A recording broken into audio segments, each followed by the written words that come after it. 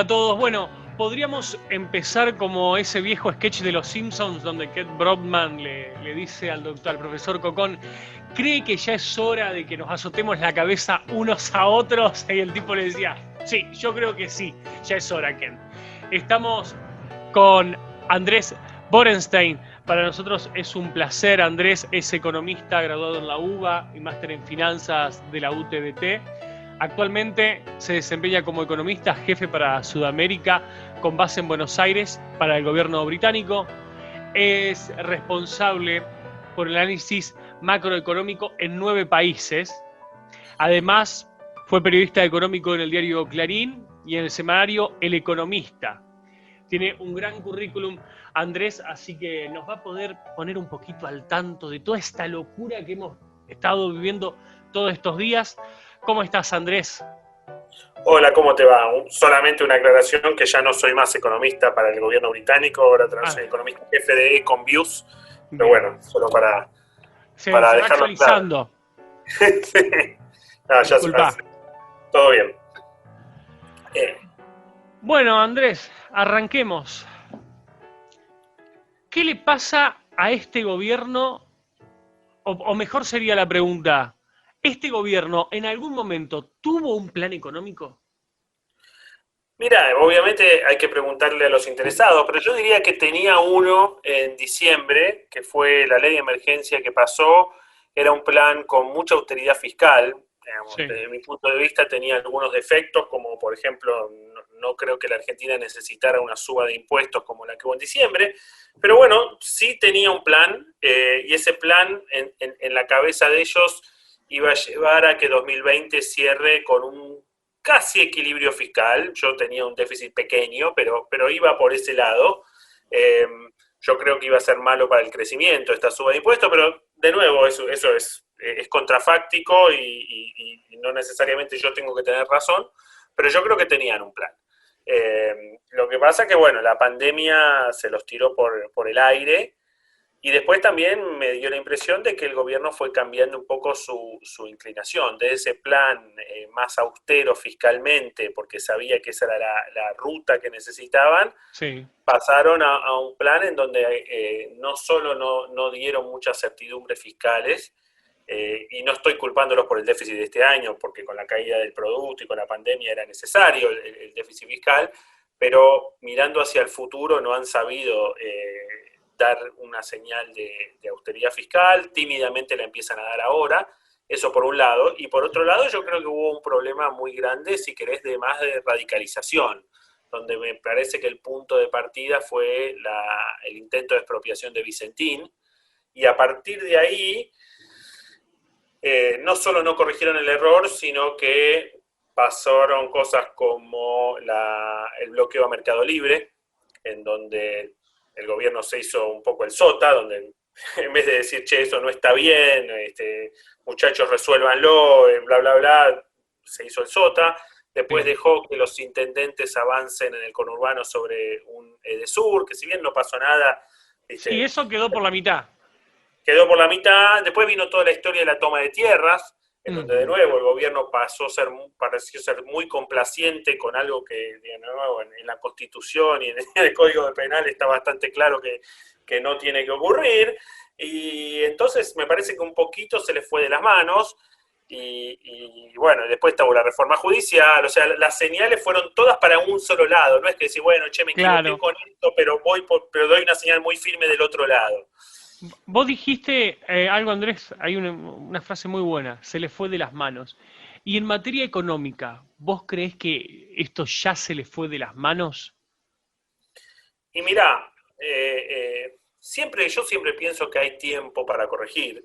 Obviamente, cuanto más tardás en corregir, más complicado es, porque de nuevo, una cosa es, yo hace 2, 3 meses te decía, tenemos que hacer este saltito que todos los días hace el peso de 6, 7 centavos. Bueno, empecé a hacerlo un poquito más rápido y eso te va a dar tiempo a corregirlo. Bueno, pasaron 2, 3 meses, la brecha ya no es más 50, 60%, es 120, 110, como depende qué tipo de cambio tomemos.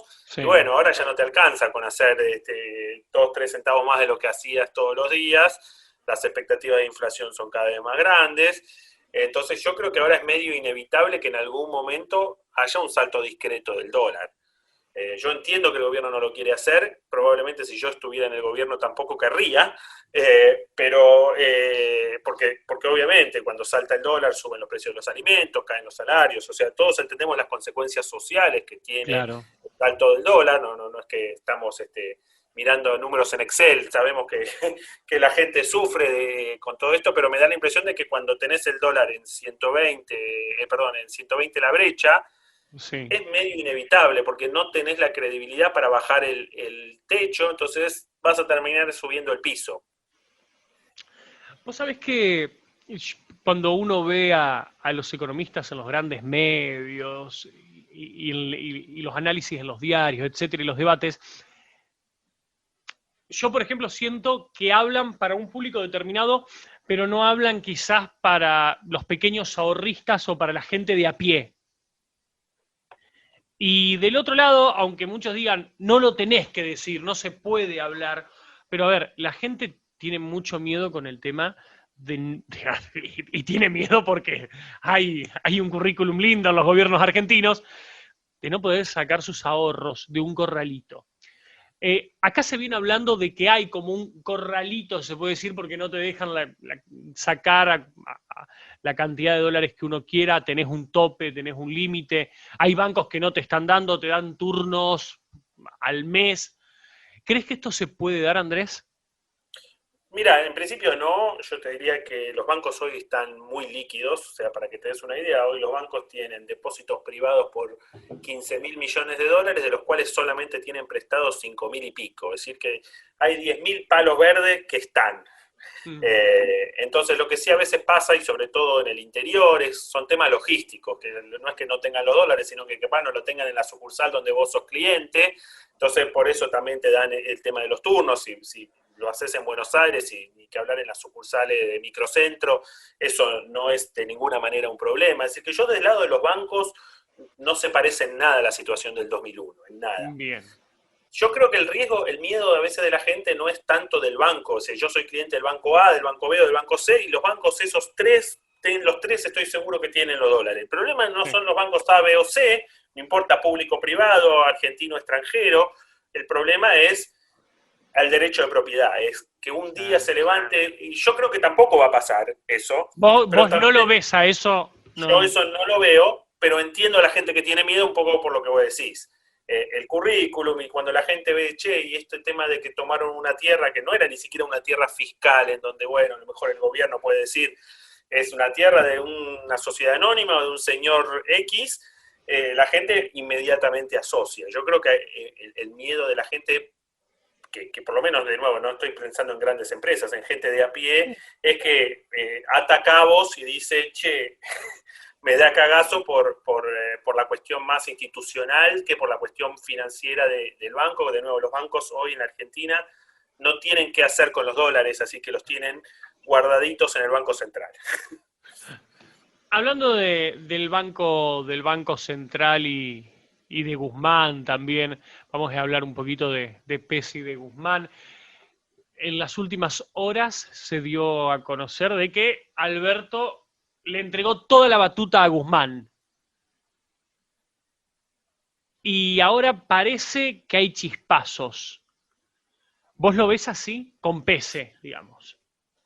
Mira, desde que yo tengo 48 años, sigo, digamos, las cosas económicas, me recibí de economista en el 95, es decir, que van a ser 25 años, y además cubrí muchos países en otros, siempre hay chispazos entre los presidentes del Banco Central y el ministro de Economía, mayores, menores, o sea, siempre hay, porque lógicamente tienen agendas distintas, entonces que haya chispazos, obviamente no me consta, no hablé con ninguno de los dos, pero digo, que haya chispazos entre Pese y Guzmán es casi normal. Y mucho más normal cuando las cosas no salen, porque cuando las cosas salen todo bien, por más que vos y yo no pensemos exactamente igual, Claro. ¿viste? Cuando el equipo que gana, ¿viste? Riquelme y Palermo pudieron jugar juntos, no se llevaban bien, yo soy de River, pero bueno, te pongo un ejemplo bostero.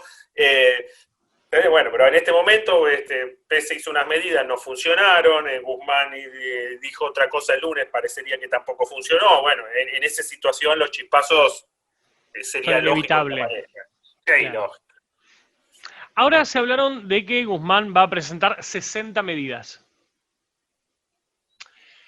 Para vos, desde tu punto de vista, ¿cuál sería lo más urgente en esta situación?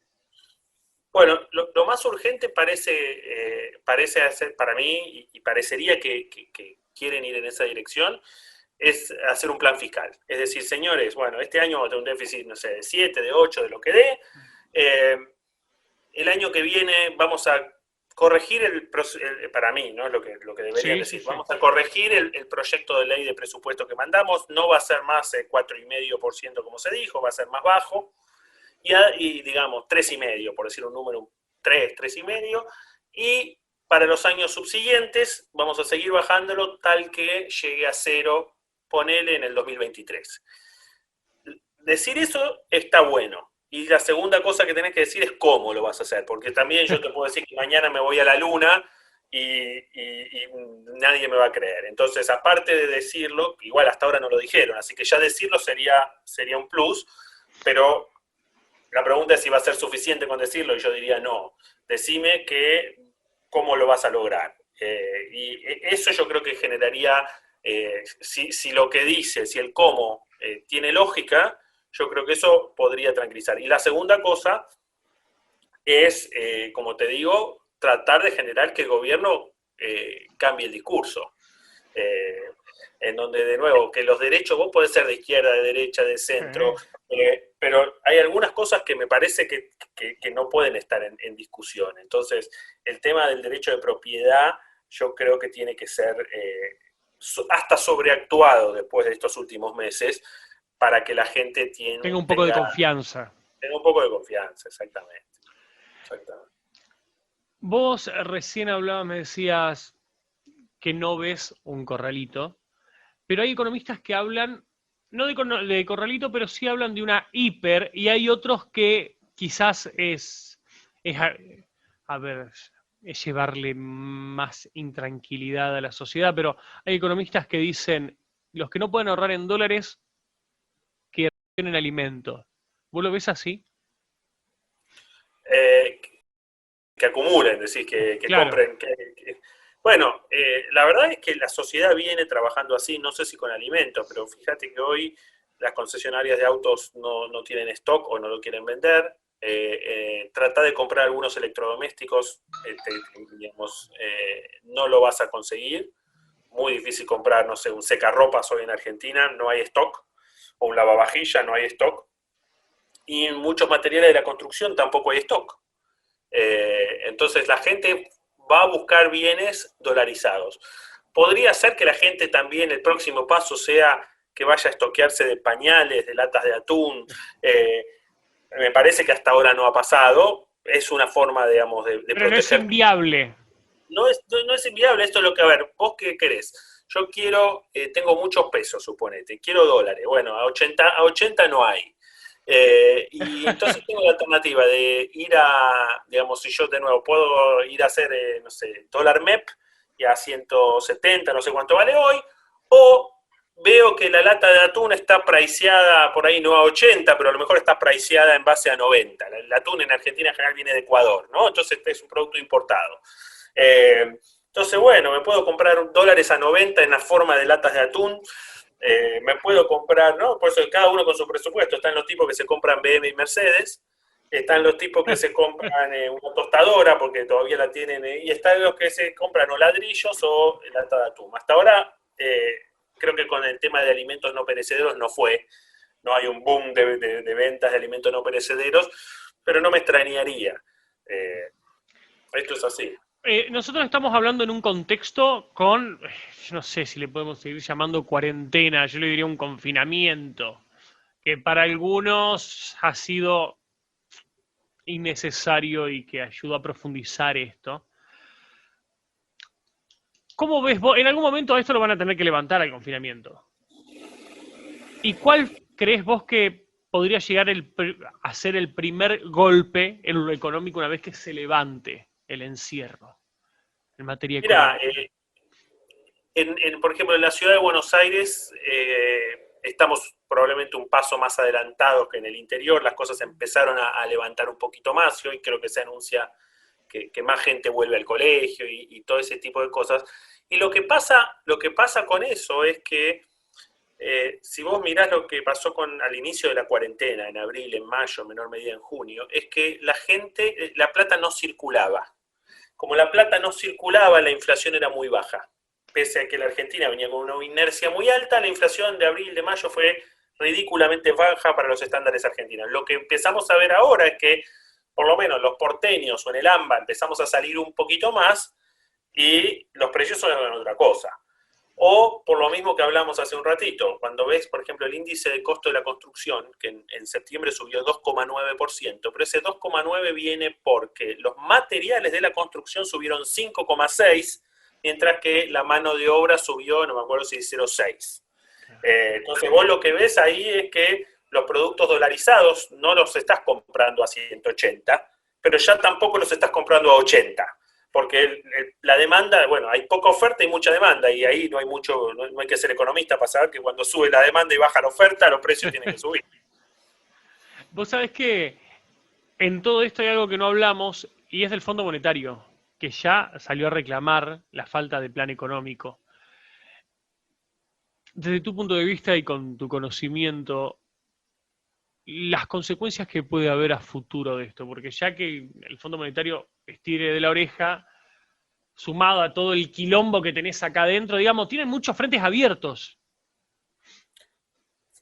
Sí, lo del fondo yo lo veo más como una oportunidad, porque es más, si yo fuera Guzmán, trataría de acelerar todo lo que se pueda, porque pensémoslo así, el fondo te sirve como chivo expiatorio, vos tenés que hacer una serie de cosas y probablemente no las quieras hacer, no quieras pagar los costos políticos. Una parte del costo político lo vas a tener que pagar de todas maneras, pero es mucho mejor si decís, che, mira, tengo que subir las tasas de interés, yo no quería, pero si no, no tengo programa con el fondo. El programa con el fondo, viste, puede salir bien, puede salir mal, no lo sabemos, pero lo que sí, en general, uno asume es que va a ser un programa consistente.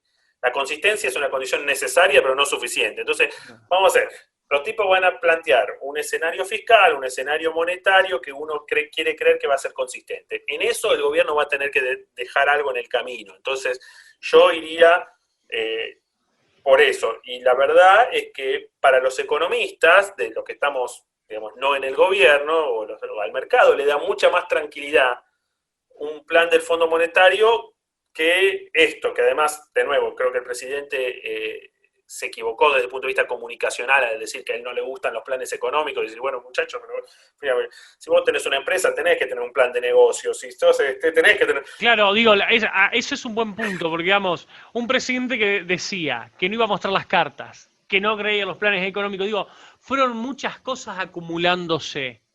Y esto también, hoy yo te hablaba del tema de la hiper, y vos me dijiste, mira, yo esto no lo veo como un 2001, pero hay economistas que también dicen, bueno, porque puede ser algo parecido al Rodrigazo. Sí, bueno, yo creo que no hay ni hiper, ni Rodrigazo, ni Corralito, ni nada por el estilo, pero sí es cierto que hay inflación reprimida. O sea, uno se acuerda, digamos, se acuerda de Rodrigazo. En realidad el problema es que Rodrigo fue el que vino, ¿no? Rodrigo fue el que destapó la olla, no fue el culpable digamos. Entonces, la cuestión es, en algún momento, ya sabemos, luz y gas van a subir en enero, no sé, 60%. Otros precios van a, digamos, si en algún momento hay devaluación, los precios de alimentos van a ir acompañando. Bueno, en algún momento va a destapar la olla. Lo de Rodrigo fue, no sé, 100%, una cosa por el estilo. Probablemente no sea de esa magnitud, pero alguna cosa sí va a haber. De nuevo, si vos pegás el volantazo antes, podés evitar el Rodrigo. Yo no estoy diciendo, miren, asuman que van a tener 20% de inflación en el verano. No sé si va a pasar eso, pero si vos seguís dilatando, y la probabilidad de que pase eso crece. Para ir cerrando, Andrés, del otro lado hay muchos pibes jóvenes, mucha juventud, también hay gente grande, pero en el tema de los jóvenes cada vez están más despiertos con los temas económicos y están viendo qué hacer con el dinero que tenían ahorrado, en qué invertir. Algunos hablan de Bitcoin, otros compran acciones. ¿Vos qué recomendarías ante esta situación que estamos viviendo nosotros los argentinos? Bueno, primero hay que saber si el dinero lo tienen afuera o adentro, ¿no? Porque la Mm, mayoría de los argentinos tienen el dinero fuera del sistema argentino. eh, A ver, empiezo por lo de afuera. Afuera, un poco la percepción del mercado es que la inflación en Estados Unidos, que hoy está bajo control, puede subir. Y ahí es donde, y por eso el dólar se debilitó frente al euro, y ahí es donde tomaron fuerza, por un lado el oro, por otro lado el Bitcoin, las materias primas, y por otro lado las acciones americanas, que si bien subieron mucho, uno dice, en un escenario de inflación, las acciones te capturan la inflación, porque los precios de esas compañías, los precios de los productos o servicios que venden esas compañías suben. A nivel local, a mí personalmente me parece que si vos estás en pesos y tenés que seguir en pesos, los bonos atados por inflación te dan una protección, porque al final de cuentas vos vivís en la Argentina, tu canasta de consumo va a crecer con la inflación. Entonces, si vos te compras un bono con SER que te paga hoy, no sé, vamos a poner un número, SER más 5 puntos, es decir, te paga inflación más 5 puntos, bueno, no sé cómo te va a ir en dólares, pero por lo menos dentro de lo que es tu canasta personal de consumo vas a estar protegido y te ganás 5 puntitos, que obviamente no te van a hacer millonario, pero algo es algo. Andrés, quiero agradecerte por tu tiempo. Nos ha esclarecido un poquito más el panorama y no hay que enloquecerse, ¿no? Porque en estos momentos debe haber del otro lado gente que está diciendo, ¿qué hago? Otra vez todo tirado a la mierda, como siempre pasa con un vaivén en Argentina. Bueno, un placer y sangre fría, como decís vos, no volverse loco. Son momentos difíciles, no se va a resolver de la noche a la mañana, pero bueno, tengamos fe que el 2021 va a ser mejor. Andrés, muchísimas gracias. Chao, hasta luego.